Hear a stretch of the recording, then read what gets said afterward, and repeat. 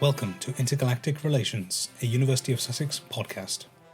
On this season's podcast, we explore the liberal utopianism of Star Trek: The Next Generation.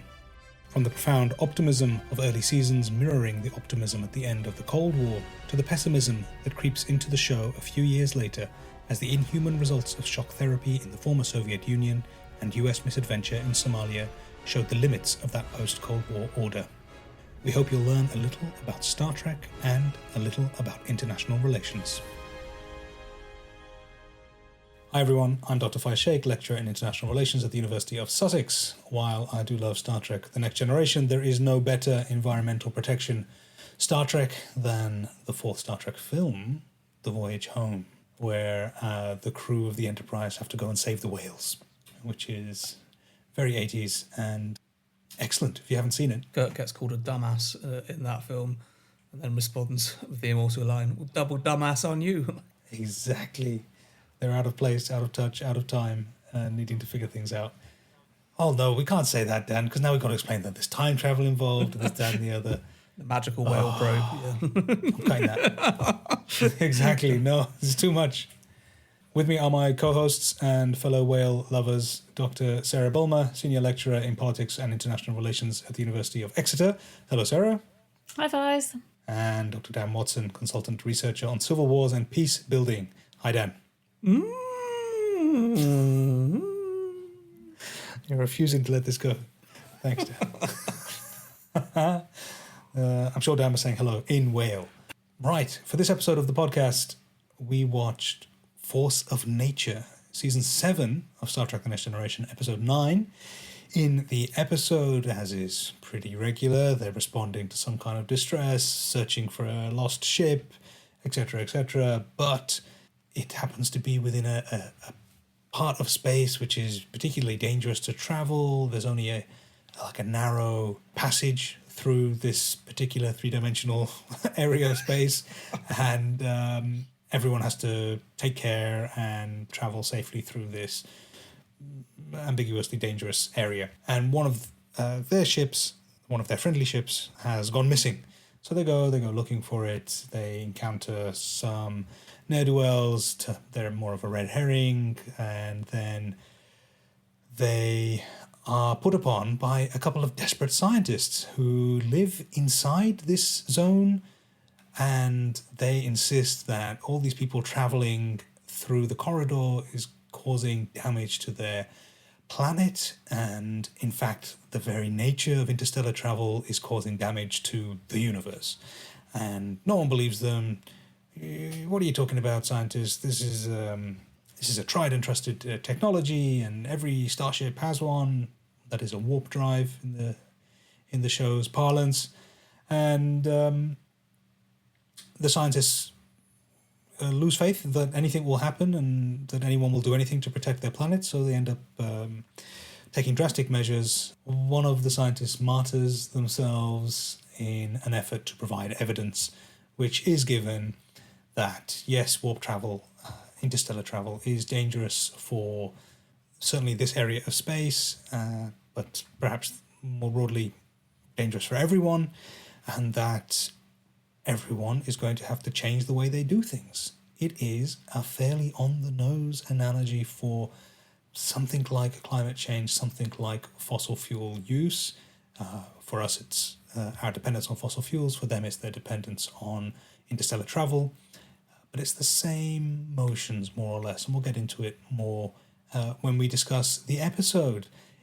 Tellingly, for the optimism of the show, it ends on a fairly positive note where everyone agrees that, yes, this is a serious issue and we're going to have to change the way we do things. And the change is immediate. They just, a decree from on high says everyone needs to change the way they travel through space as a way to mitigate this issue. And it's like, oh, okay, problem solved then. And I don't think it ever comes up again. But It does, yeah. And I'll mention that later. Thank you, Dan. Oh my gosh. Look forward to it.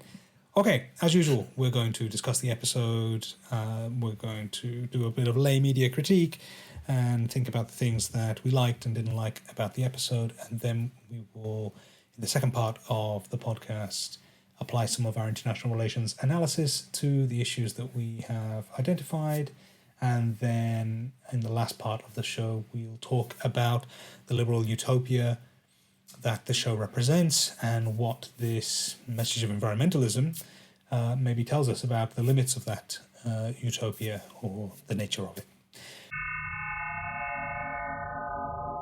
So let's get started. What did we have to say about the episode?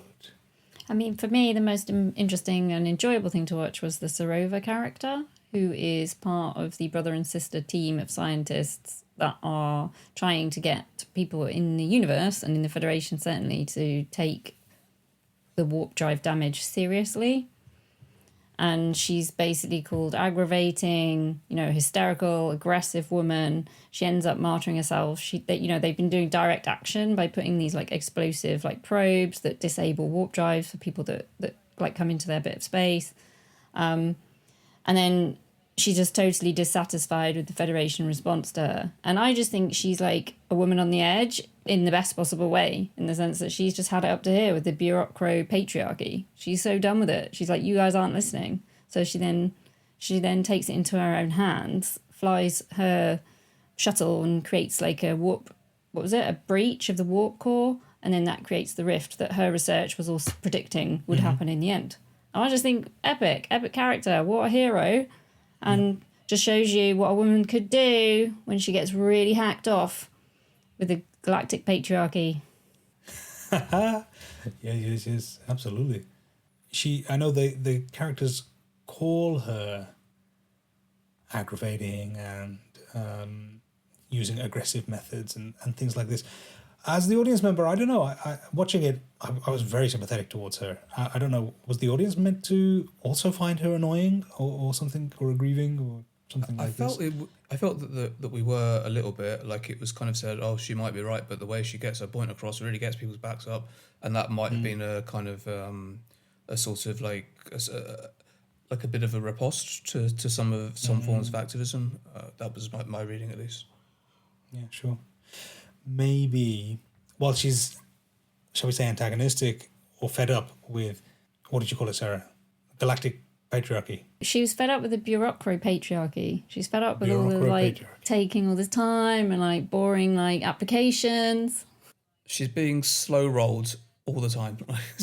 So while it is that in a general sense, maybe in the episode it's more of a personal confrontation with Commander LaForge, who's the ship's engineer, who's supposedly the warp expert on the ship. And so when the scientist makes claims about the dangers of warp travel, he's the one who's like, well, no, you're wrong.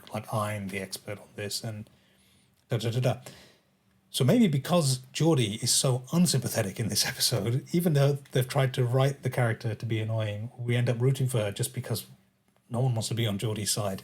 Because I don't know, he comes across really badly in this episode from the beginning to the end, because it starts in the sort of cold open with something that I'm still not sure has anything to do with the episode. Usually the opener has some themes that resonate, but in this one, he's just being really mean to his friend's cat, who he has asked to look after, and he's threatening it with violence, and maybe some of it he's playing it for laughs or something like this, and he doesn't mean it, but he's not being very nice to an animal. It's not a good start, and doesn't get any better throughout the rest of the show. So then when the show asks you to be on Geordie's side, I don't want to be.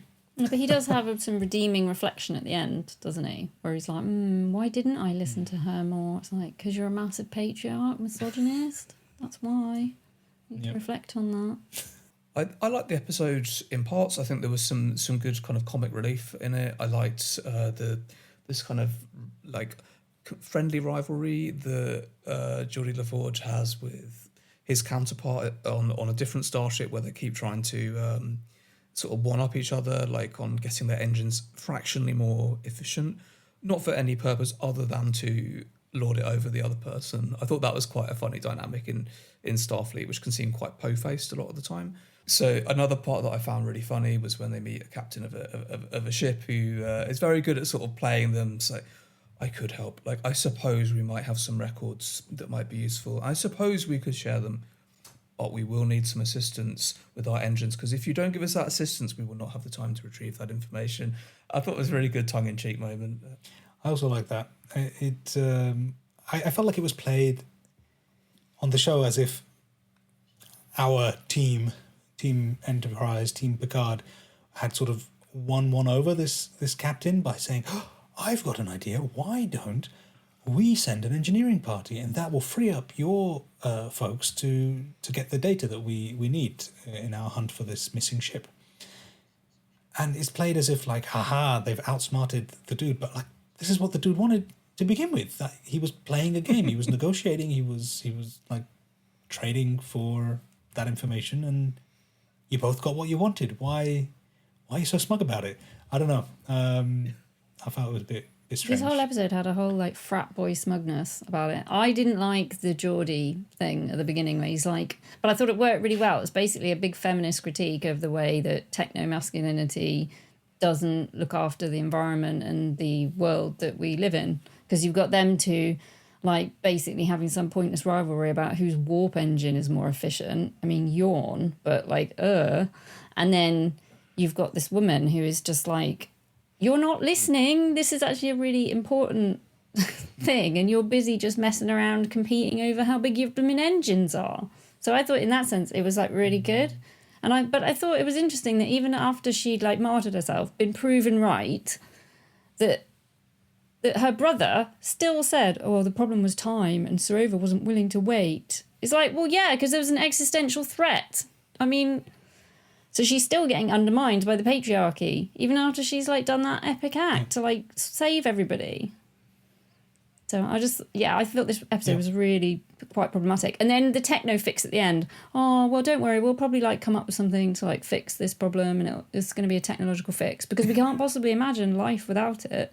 Like, They need a spore drive. Spore drive. Oh my gosh. Have we even mentioned Discovery on the show? We can't. This is... Cut it. Yes. I never understood the spore drive. I like watched half of that series and I was like, I can't get. I just know. just know. They lost me when they travelled to the mirror dimension, universe. I was at that point willing to like say, okay, maybe they travelled to the good universe and they realised that they've been the bastards the whole time.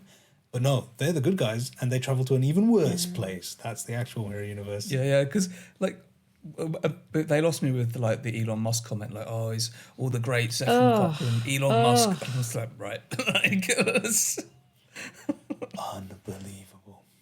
We've talked previously about how we don't see a lot of the social reproduction of life on the ship, and we still don't in this episode, but we do see them just getting to work.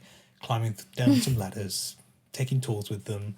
I like that. I like them like just... And they had... The characters in that moment also had time to talk about mundane stuff because they're just getting from A to B, doing a diagnosis on a panel, and while they're just chatting like you'd imagine friends and co-workers do. And I liked that. I don't think we've had that.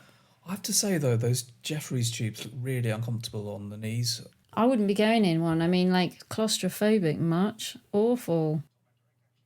The scientists, yes, they're scientists. We've talked about them as such, but they might also be perceived very much as almost a Just Stop Oil activist in our world. And I know that is going to be in a later segment when we talk about what we can learn from the episode. But they sit in both... I don't know. They have both of those features. Sort of, they're taking direct action. They're trying to get the attention of decision makers.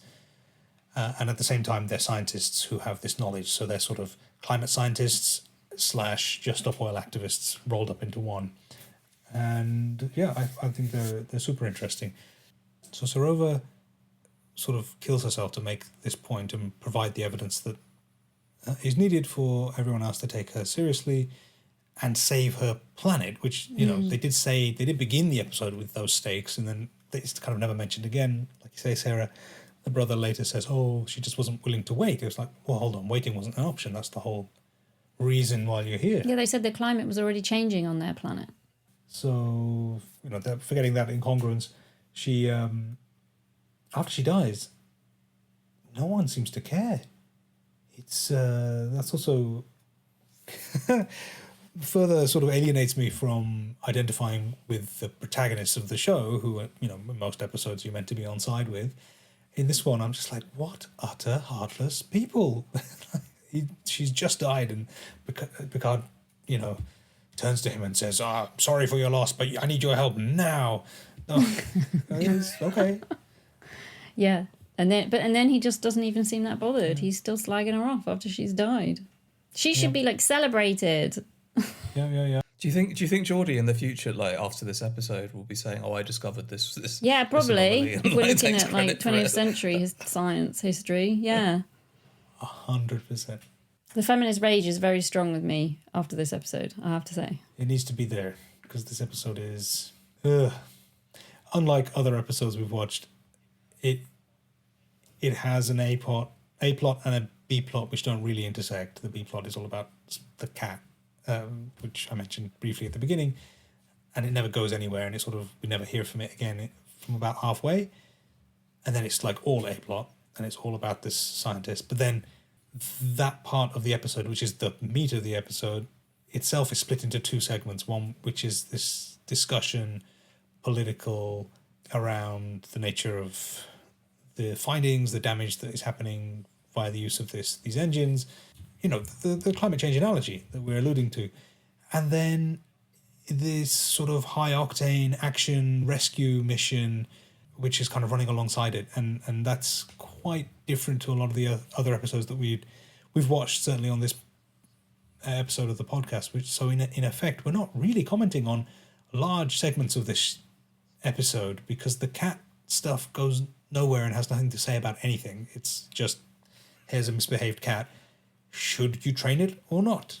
And if you want to train it, can you train it or not? It's like, wow, that's interesting stuff. And then you've got all this climate, what is in effect a climate change analogy, which is what we're interested in.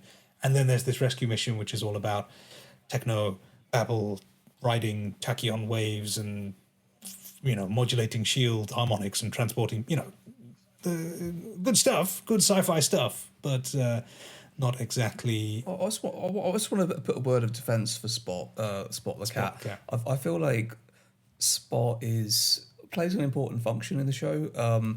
It's in terms of showing a social life and how social reproduction works on the Enterprise, but she's very he/she because of course Spot changes gender. The Spot is.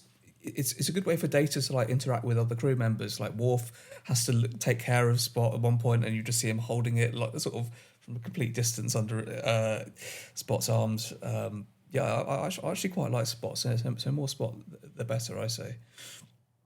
I would in fact like a whole episode about Spot. Really, I thought it was really chilling though. I don't like the way they treat Spot in this, and I don't like Geordie's suggestion that they stun.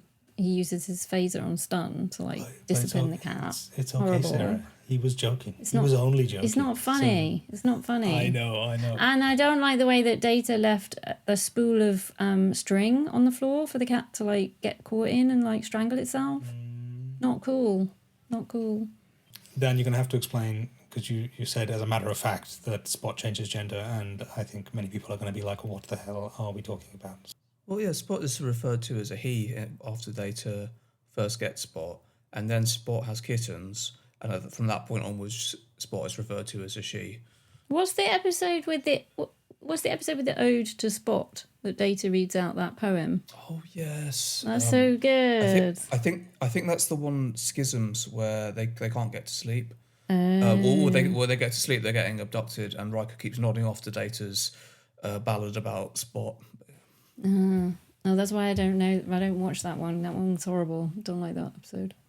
It was the first episode I ever saw, actually. Really? Ooh. I really liked it, yeah. Creepy. I didn't like it on first viewing, and I've grown to really enjoy it.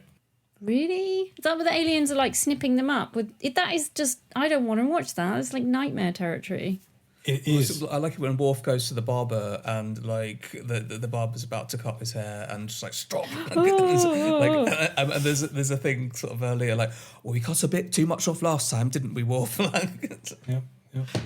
No, I appreciate it because of Jonathan Frakes' It's William Riker. Jonathan Frakes, the actor playing William Riker, I think he does a stellar job in that one. If we're thinking about the same one, crap, I might be thinking about the wrong one.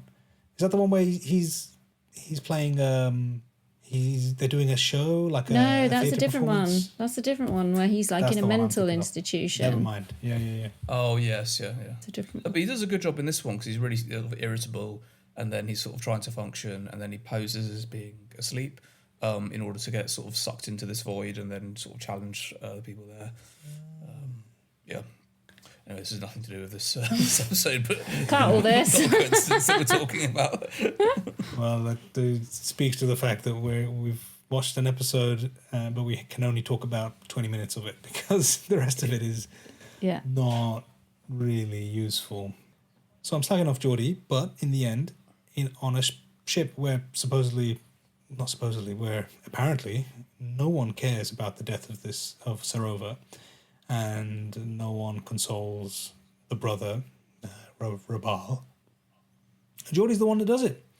And he actually goes and he says, "I'm sorry about your sister. I was wrong." He goes weird after that. I wonder why I was wrong. And then, that's where he sort of pisses on her grave even more by saying, "Oh, actually she was a bit adversarial, wasn't she? That's probably why." That said, it was nice that somebody acknowledged it. Right, how it ends.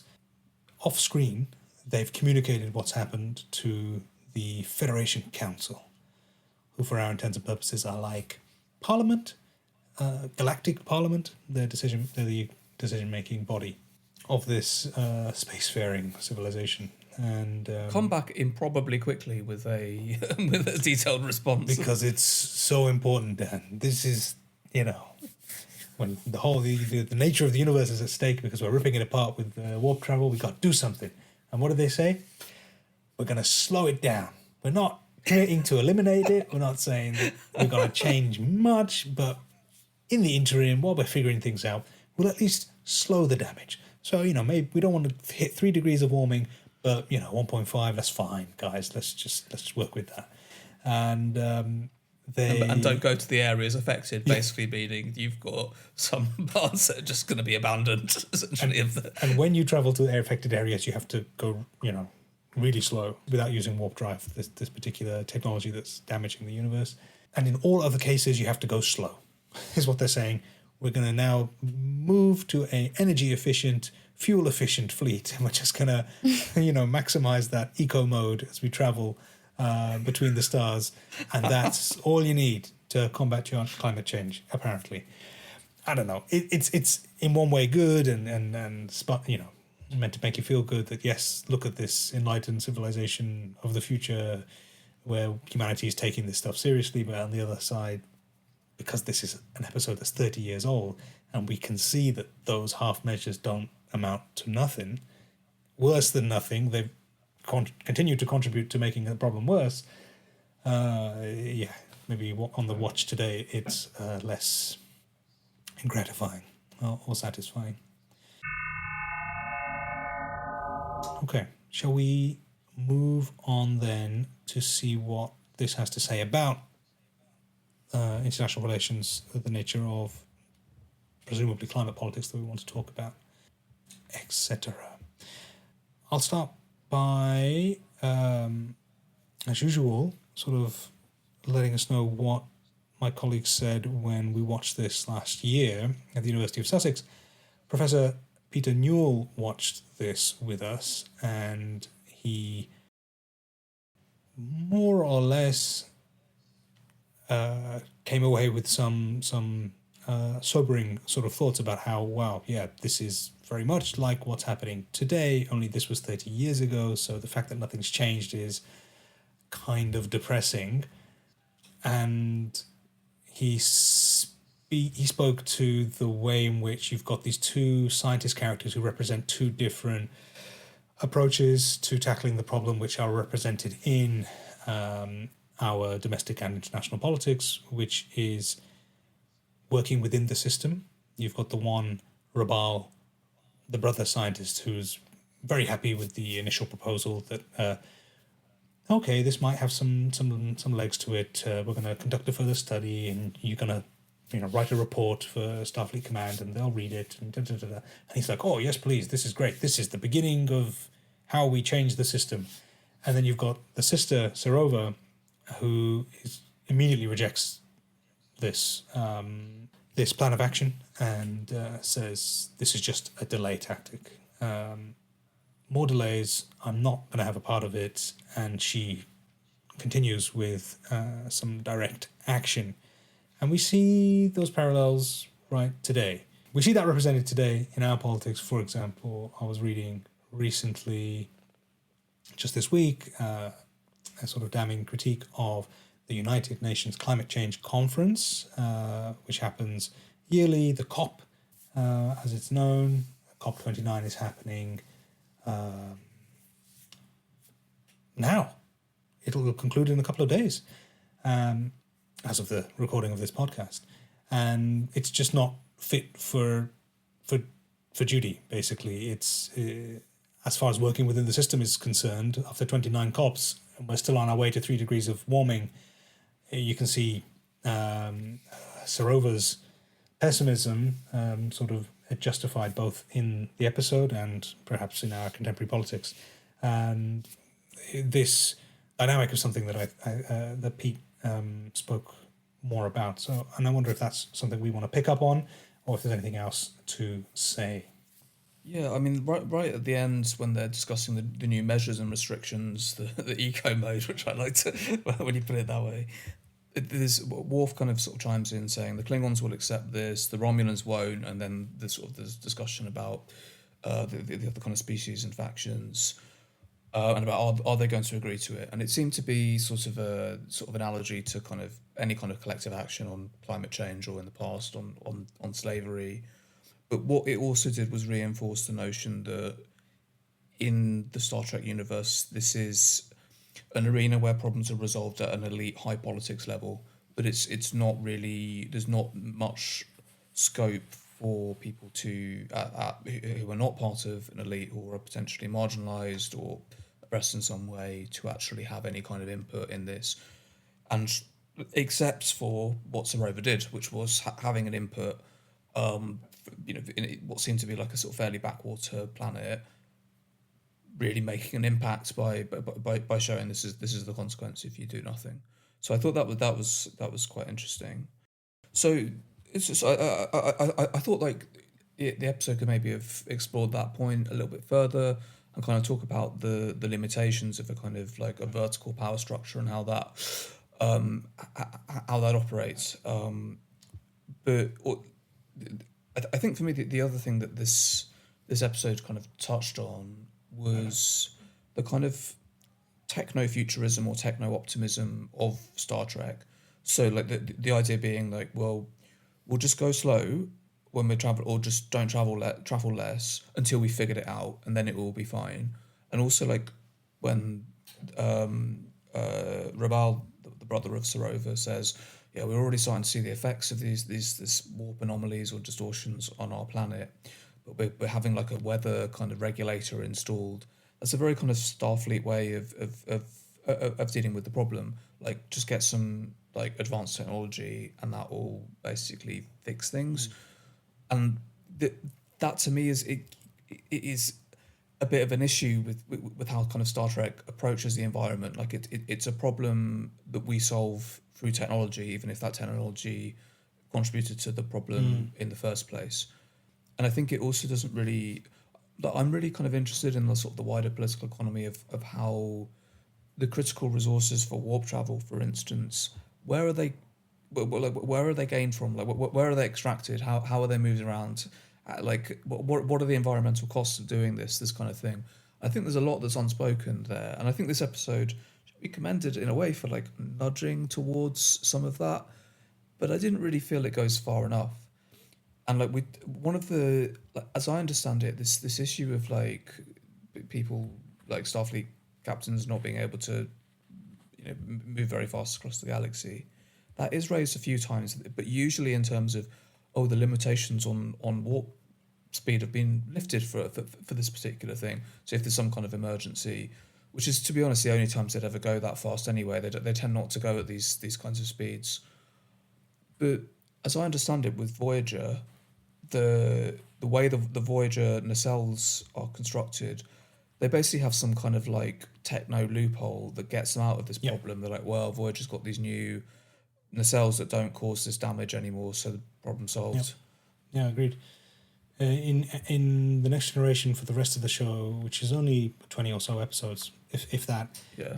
This is the final season of the Next Generation's 7-season run. They will go slow, and whenever they need to go fast, they'll always make a point of telling the audience,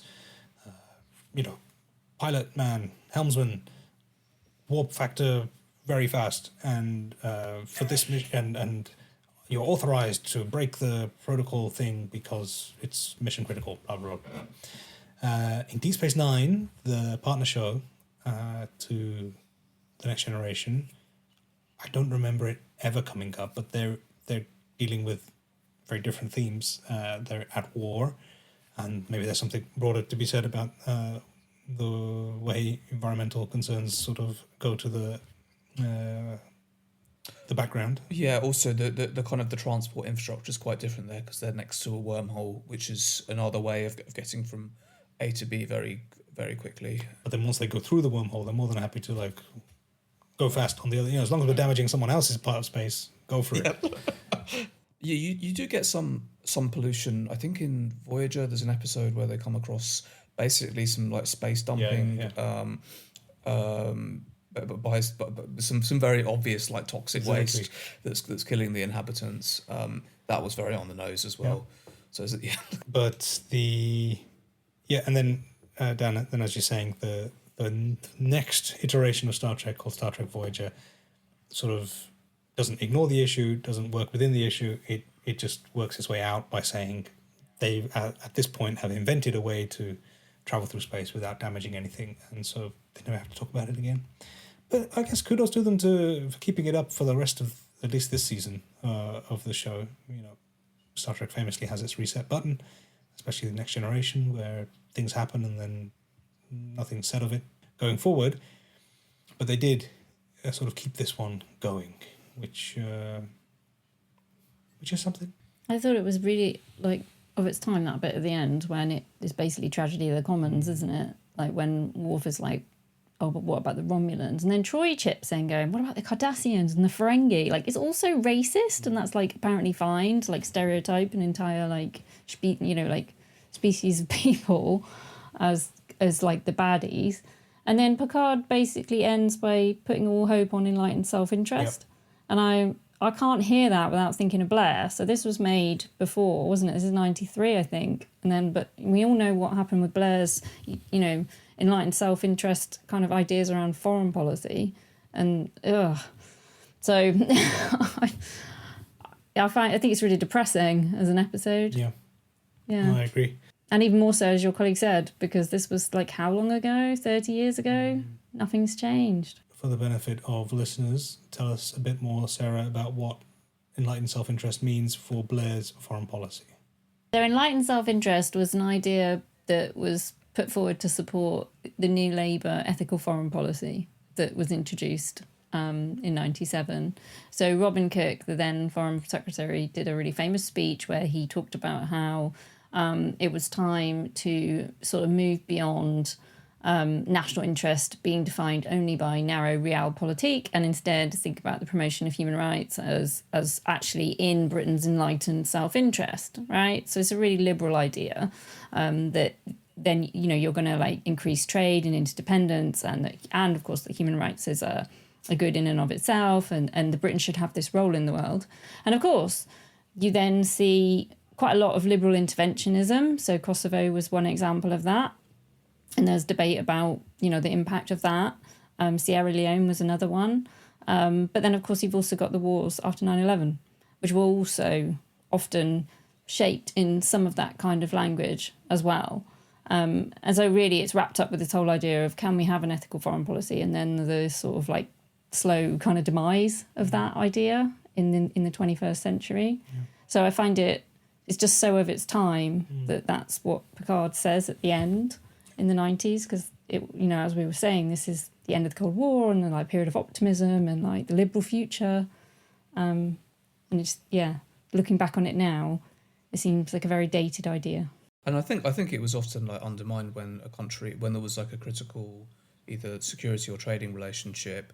Like a blind eye was turned to a lot of stuff, famously like with Gaddafi or with corruption in Saudi weapons deals was like, oh no, we're just going to sweep that under the rug. We don't nothing to see here.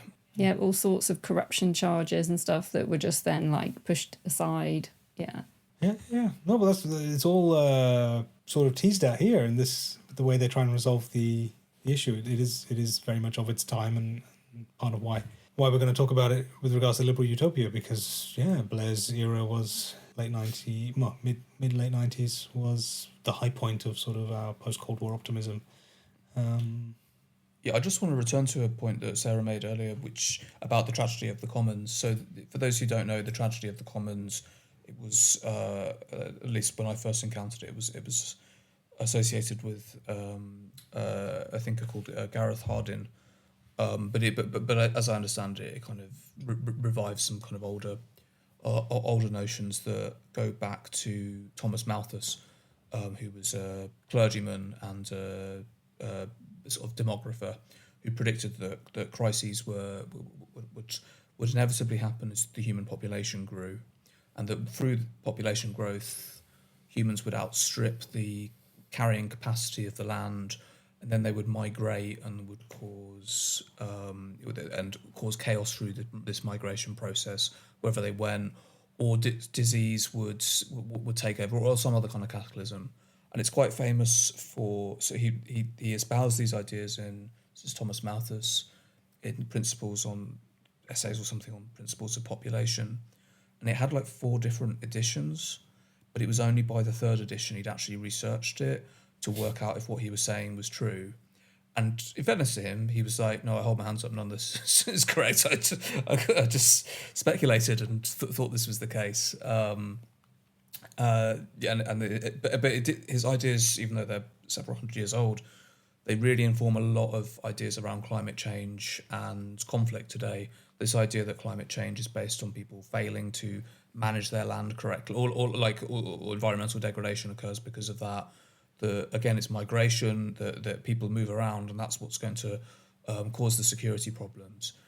But there's not really that much evidence to suggest that is necessarily the case. And going back to this kind of tragedy of the commons, it's not very empirically justified that people don't cooperate, that the tragedy of the commons occurs, that actually in times of scarcity or strain that people tend to cooperate more than they tend to get into conflict with one another. It's just an assumption that was projected onto people's behaviour that became kind of naturalised, and people tend to think, oh yes, we are all selfish dicks, aren't we? I wouldn't be very cooperative, and I expect no one else would be.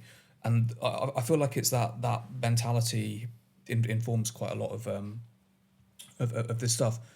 But the reason I mention it is like it's entirely possible in the Star Trek world that the Federation, with its supposedly limitless resources because it's a post-scarcity society, could share resources with the other factions that they mentioned who won't be following any restrictions in place, and they could collectively cooperate and actually resolve things.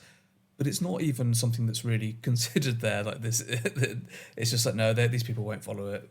So you're saying the guy who coins the term ends up changing his mind by the time he gets to the third edition? So the tragedy of the commons, that's more recent, like the Gareth Hardin article, I think that's more like early 70s, but it's drawing on a lineage dating back to Thomas Malthus, who was writing in, I believe it was the late 1700s or early 1800s.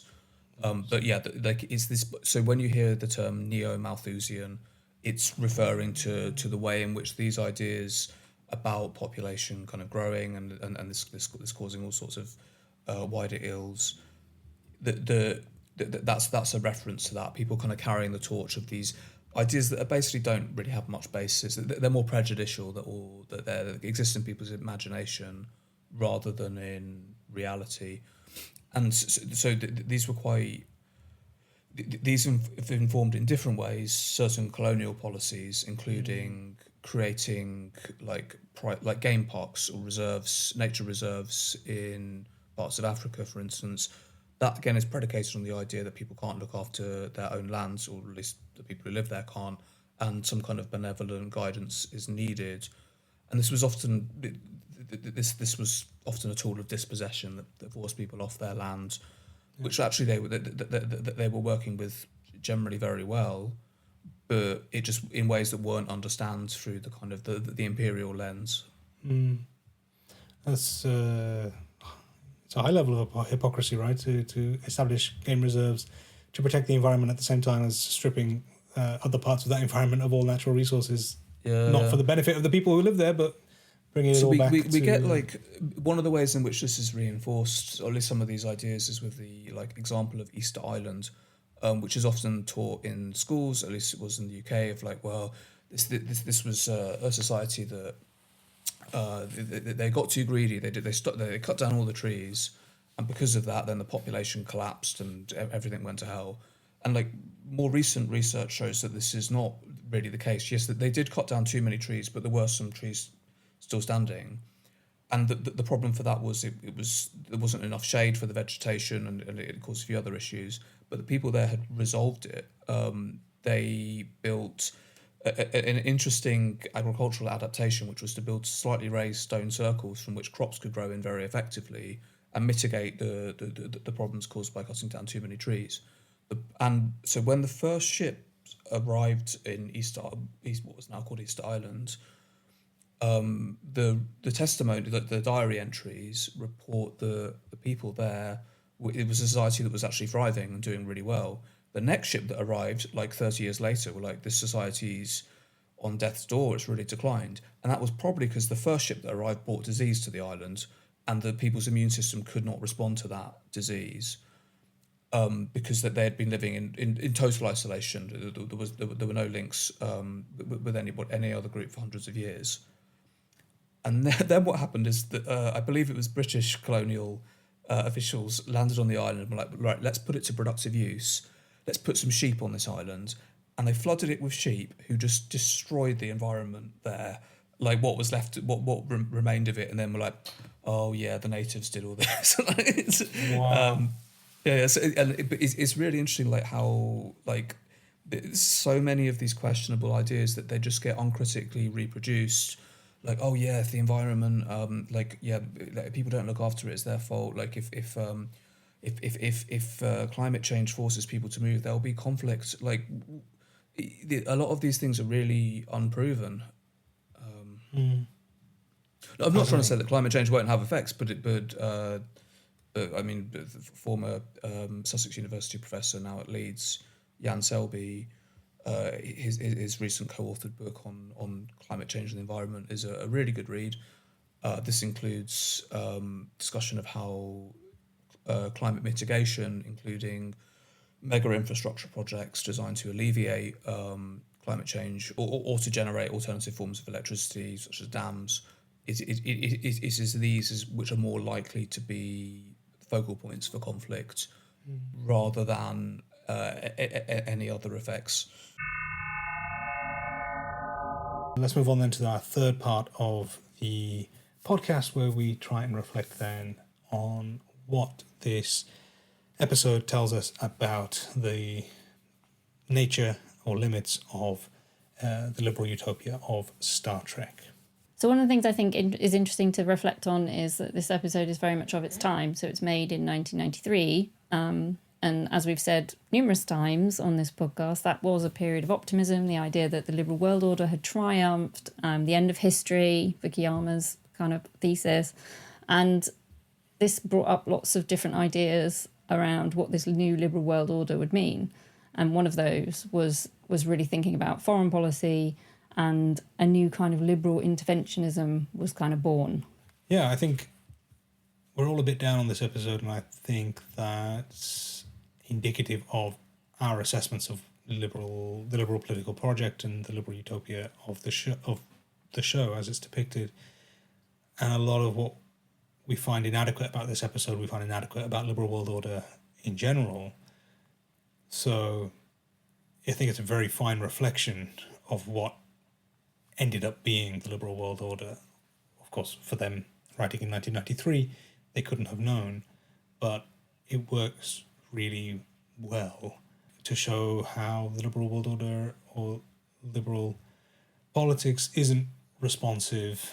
I think it's interesting, Dan, that you mentioned you didn't say it in these terms, but the democratic deficit that's present when you have larger and larger structures of representation. Everyone listening in Britain knows all about wrestling our sovereignty back from Brussels, let alone multilateral institutions like the UN, and then scale that up to multiple planets, and then say, the people who are affected don't have a voice in any of the forum where decisions are being made. I find that really fascinating, and not something I considered watching the show. And I think that's something. Not something I considered watching this episode, and it is something that will come up in one of the episodes we watch later, Journey's End, where we will be situated with a disaffected population who are very much unable to influence the decision making that is going to affect their lives. And we'll see more about what that means for the politics of our liberal warriors, as Sarah calls them.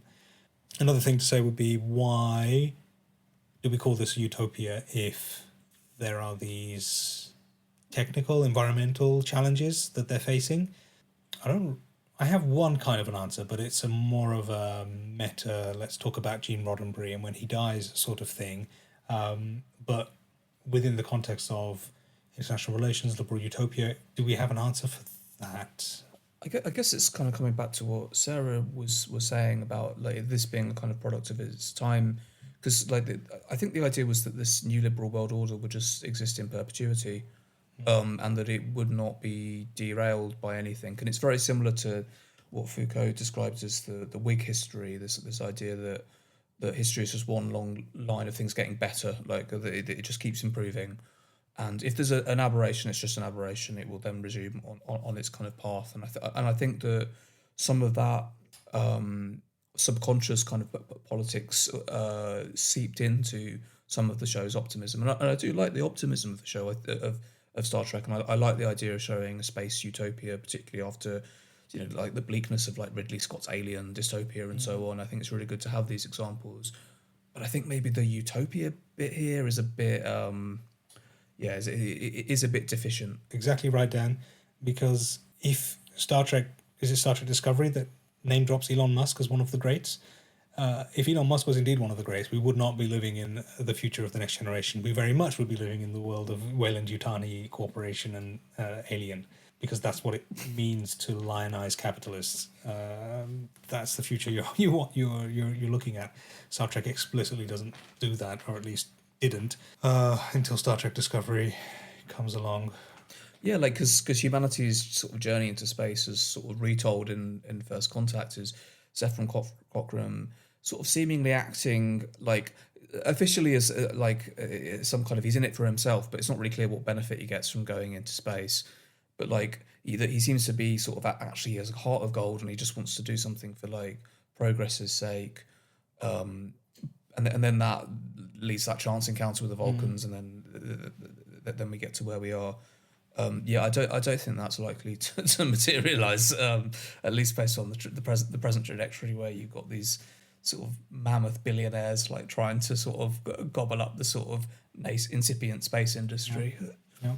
Okay, back to Gene Roddenberry then. The other reason why you can have a story like this in season 7 of The Next Generation, whereas previously we've been talking about it as utopia, and it's telling that from now until the end of the podcast, all the other episodes we've picked are in season 7, is precisely because, I think, not precisely because, it's in part because Gene Roddenberry passed away the year before this, or 2 years before this, and it was Gene Roddenberry, the creator of Star Trek, it was his mandate that the crew wouldn't have interpersonal conflict, for example, and that this would be an unapologetic, humanist, liberal utopia. With his passing, darker stories could begin to be told.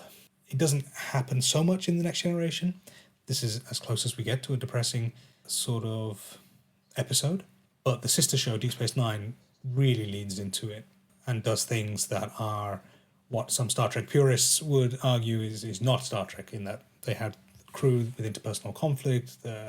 They dealt with issues of war, famine, genocide, biological warfare, horrendous stuff. And it's not, and Deep Space Nine doesn't, unlike The Next Generation, depict itself as being an enlightened utopia. These are desperate people in a war. There's a lot of compromise that has to go on. Exactly. In Deep Space Nine. Exactly. And the beginnings of that is present here in this episode. And all of that is enabled simply because Gene Roddenberry no longer had creative control because he was no longer around. At least that's what I would argue. I'm sure other people know more. And if you do, please do email me and tell me why I'm wrong. Ballsy of you, though, to invite people to email you to set the record All straight. 3 people who will listen. Don't worry, Dan. I really like watching watching the Enterprise spin around in space in this episode. And in fact, I quite enjoy all of those sort of scenes. And I like exploding Borg cubes and things like that. And there's a good spinning Enterprise in this one. There is a good spinning Enterprise. Yeah. They're surfing the wave. It's the same spinning Enterprise from Q Who, episode Is it? 2 of the podcast, where Q clicks his fingers and spins the Enterprise into another Is it exactly the space. same image? I am pretty sure. I don't know. Because Star Trek is all about that. They have the one shot with the expensive model, and then they reuse it over and over again. So I don't get when they're we've exceeded the whole tolerance level by 120%. But if you get to 100%, that's the point you're fucked, right? It's gonna start falling apart. But they're at 120%, and it's still. I don't know. That's true. Yes. The conclusion of the sort of what becomes of the A plot, which is an action rescue mission, they end up using the ship as a surfboard to sort of get out of a dodgy situation. It's very peculiar. We've all done it, Faiz. Yes. And yeah, they make a big deal about the stress on the hull. The hull tolerance is close to 100%. Oh, now it's over 100%. Now it's 120%. And it's like, oh, okay. Yeah. I guess they just don't build them like they used to. Hey, Dan. Yeah, thank God it's not a Tesla. Good God. Close to 60%. Oh, crap, the engine's exploded. Never mind. Anyway, enough bashing of Elon. Do you remember that truck, that cyber truck that he introduced? This didn't go anywhere, but he was trying to go for a sort of Blade Runner dystopia chic kind Madness. of truck. What is wrong with this man? He picks dystopian futures and thinks they're cool. So, we're not meant to look at the world of Blade Runner and be like, oh, yeah, man, I really want to live there. It's awful. And he then wants to replicate it in his truck. And he's done the same thing recently, where he tweeted a scene from Starship Troopers, seemingly not understanding that that's a parody of fascism. If you identify with the space fascists in Starship Troopers, I think there's an issue. But anyway, Elon Musk, one of the greats. La la la la la. Thanks, everyone. That's it for this episode. Next episode, we will be discussing Season 7, Episode 13, Homeward, which is a nice Worf episode, but mostly we're going to link it to issues of humanitarianism. And that episode will come out in the new year. We are taking a break now, and we'll see you in January. Remains to say bye to Sarah, bye Dan. Bye, Faiz. Goodbye. And we'll see you for the next episode in the new year. Bye, everyone. Thank you for listening to Intergalactic Relations. This podcast is made possible by the International Relations Department at the University of Sussex. Please subscribe to keep up with the latest episodes.